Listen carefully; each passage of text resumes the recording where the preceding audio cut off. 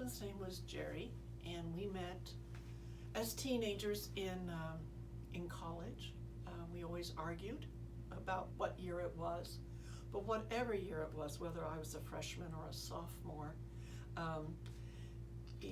we were the same age, but he was 2 years ahead of me in school. He was one of those people who started college at 16.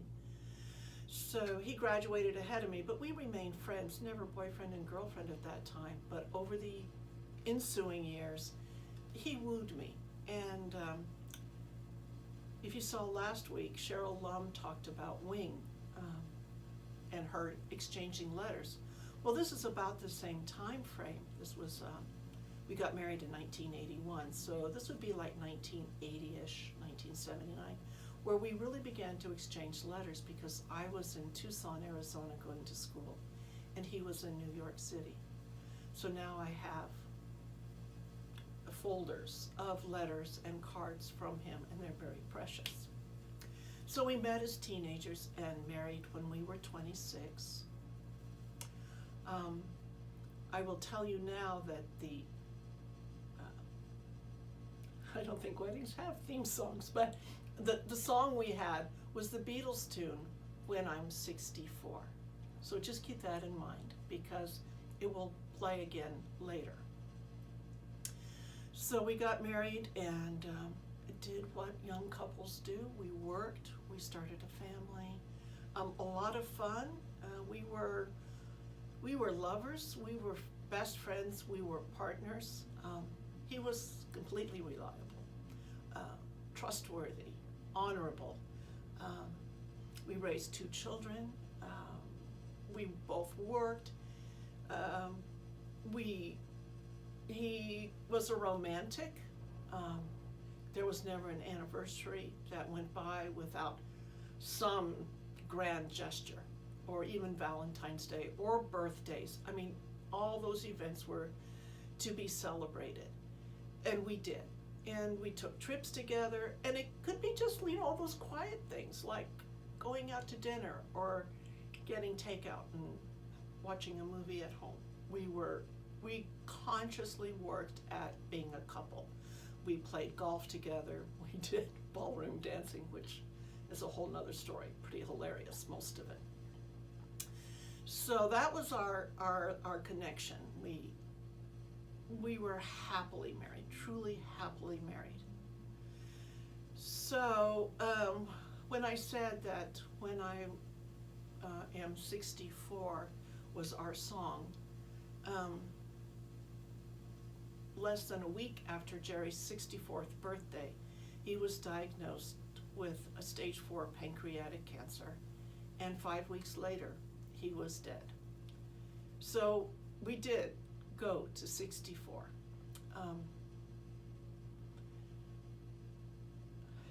That loss, and forgive me, I will cry, but somebody here at church very wisely told me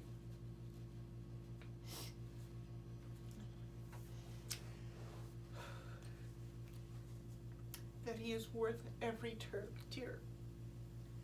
And that's true. And I don't like crying in public, it's just not part of my persona. But I try to remember that he is worth every tear. When your life partner dies, everything in your life explodes. Everything. You think of it, it's gone. How you take out the trash, how you pay the bills, how you get up in the morning, how you get the car in to get it repaired.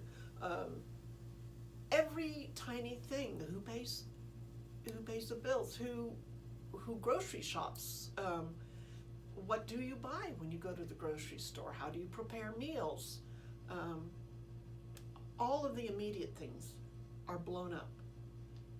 And more than that, all your shared memories are gone because the person you shared them with is not there. So all those little things that you say to each other, that is a cue.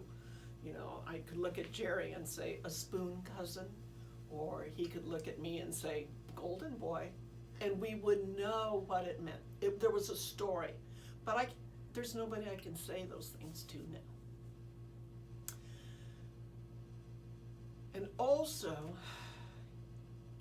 your future ends, or the future you thought you had ends. And initially for me, and I can't say for anybody else, but initially for me, I could only look at the tightest space in front of me. I could not look up to the horizon. It was terrifying.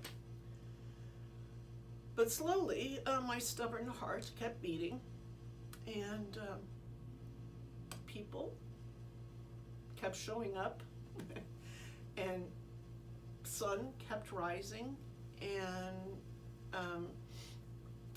my work day started, and you just put one foot in front of the other. And after some period of time, you begin to be able to think a little bit about future. And now you have this life, and then from my faith perspective, it's a gift, this life we have. And I had a lot of love left in me to give, and my partner that I loved is gone. So where does that love go? And that's where, for me, I really turned to God. I never worried about being angry with God. I figured He could take it. I never worried about doubt. I never worried about those things. I felt very secure that way.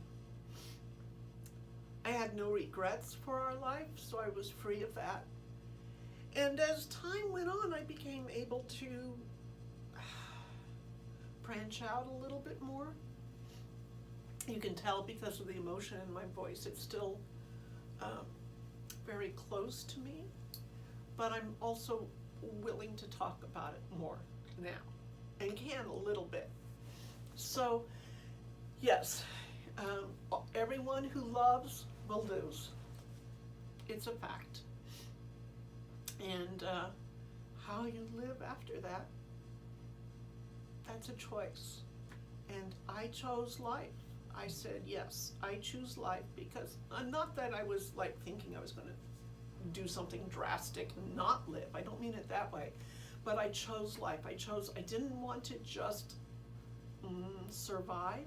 I wanted to, well, first live, and then I wanted to thrive. So from survive to thrive.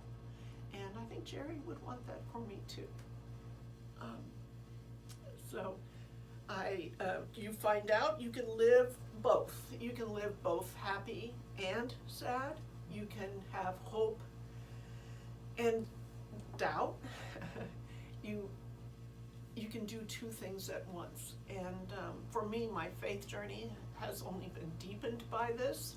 I don't wish it on anybody as a method of deepening your faith journey, but it's going to happen.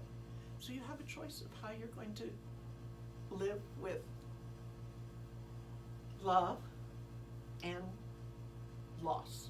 So thank you for letting me share.